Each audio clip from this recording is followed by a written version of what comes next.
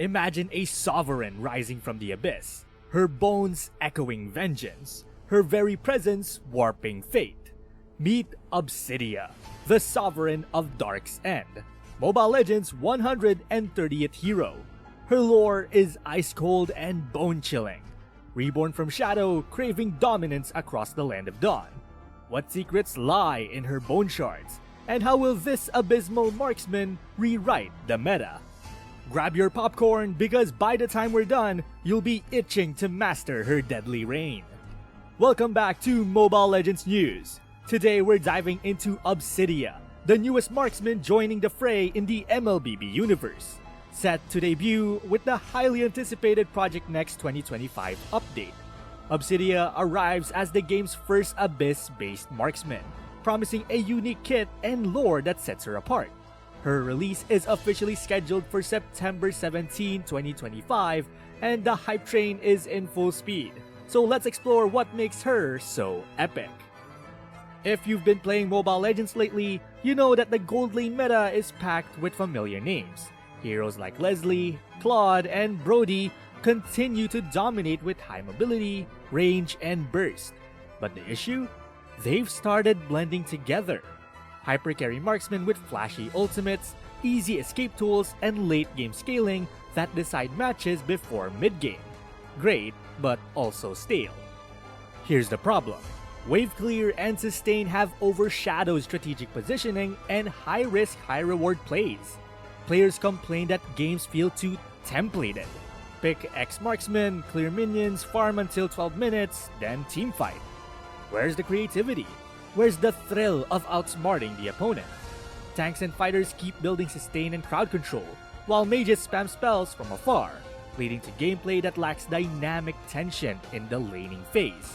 And while CC-based picks like Paquito and Guinevere spice things up, they can't fully fill the void of unconventional playstyles.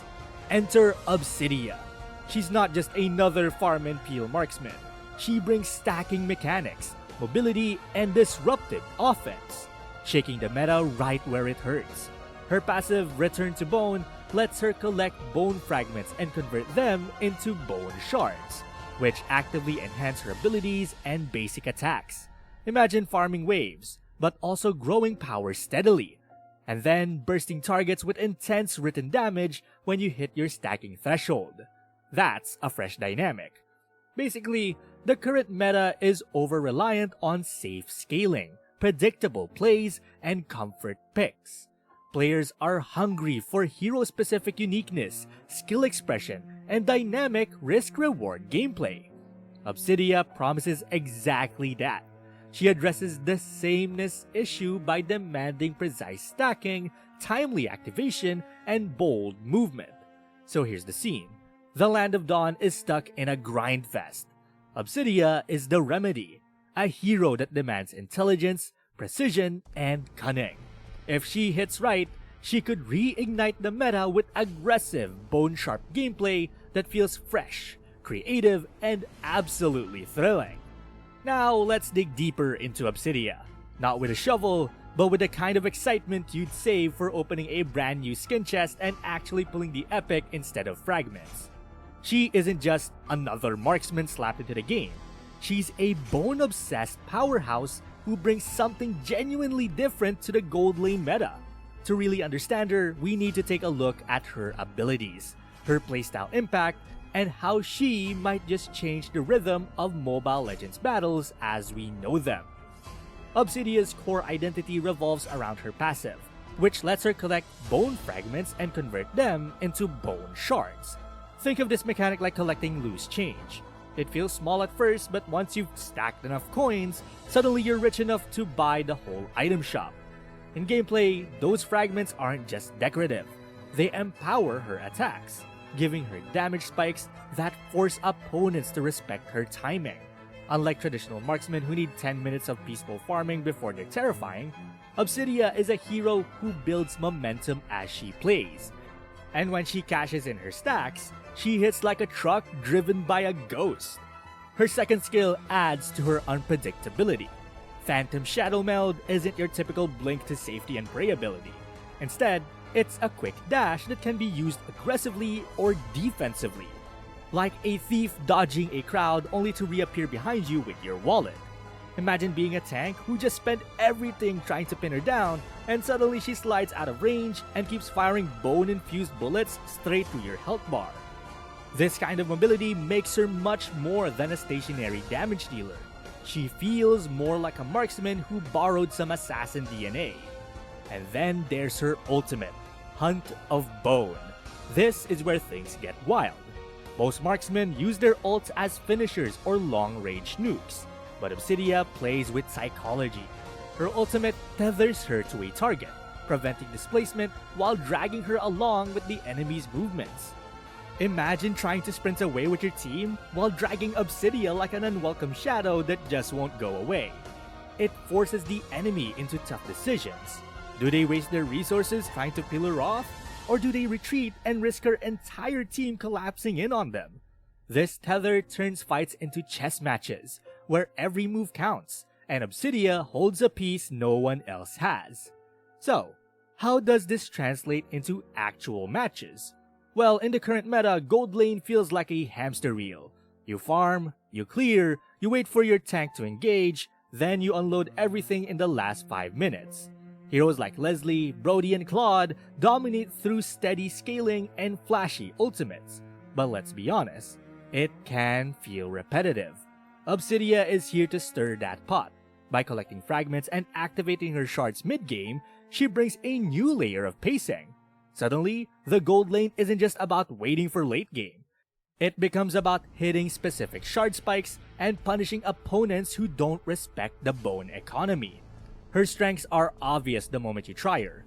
She rewards smart farming and timing with terrifying bursts of damage. She can reposition aggressively, making her feel like the love child of Leslie and Ling. And her ultimate isn't just another nuke. It's a tactical tool that turns positioning into a nightmare for anyone unlucky enough to be her target. She excels in coordinated play, where her tether becomes the opening note in a symphony of destruction, letting her teammates follow up with guaranteed crowd control or heavy bursts. But she isn't flawless. Like any marksman, she's fragile. Glass Cannon doesn't even begin to cover it. Mismanaging your fragments feels like showing up to a duel with an empty gun, and wasting your dash means death is only a second away. Her complexity also means she won't be instantly accessible to beginners. She demands awareness, timing, and guts. If you tether the wrong target at the wrong time, you're basically stapling yourself to your own doom. She is the kind of hero who makes highlight reels when played well and compilation bloopers when played poorly. To put it simply, Obsidia isn't a hero that lets you snooze your way to the late game. She forces you to be present in every stage of the match. Her fragment stacking shifts the gold lane tempo. Her dash introduces constant outlay potential, and her ultimate flips the script on disengages and peel strategies. She's not just an addition to the meta, she's a disruptor. And whether she dominates or not will depend entirely on how quickly players learn to dance to her rhythm. Now, when it comes to turning Obsidia from cute bone collector into a full-blown terror, the build matters. And right now, the community consensus, which is backed by early official notes from her basic attack scaling and stacking mechanics, points towards a high attack speed, crit-oriented core that also shreds tankiness. Start thinking in terms of attack speed and crit to maximize how fast you convert bone fragments into meaningful damage spikes. Then layer on penetration and anti-tank tools so those spikes actually hurt frontline targets. Official Project Next notes confirm Obsidia's kit rewards basic attack scaling and stacking, which is why items that boost attack speed, crit damage, and on-hit effects are a natural fit.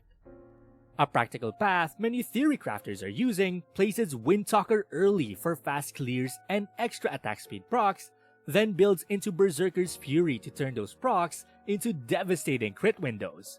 From there, Malefic Gun is an excellent mid-game pickup to extend her range and keep kiting while stacking. And Demon Hunter Sword or a similar anti-tank option turns her into a shredder against high HP foes. If you need survivability, Wind of Nature or Haas Claws can slot in depending on enemy composition. These item choices are supported by recent item breakdowns and community testing that emphasize Windtalker's and Berserker's Fury synergy with marksmen who rely on rapid basic attacks. For emblems, the Marksman emblem or a high attack custom emblem remains the go-to because it gives the right blend of attack speed, adaptive attack, and lifesteal that complements Obsidia's stacking playstyle. Talents like Weapon Master to amplify item and emblem bonuses, and Fatal for crit chance are popular choices in early game builds and emblem guides. The emblem system guides and marksman walkthroughs show these emblems consistently outperforming off-roll emblem picks for new marksmen. In short, prioritize swift attack speed and crit scaling, which is Windtalker into Berserker's Fury, and add range and penetration, which is Malefic Gun, and finish with anti-tank or sustain items like Demon Hunter's Sword, Wind of Nature, or Haas Claws, while using a marksman emblem focused on Weapon Master and Fatal.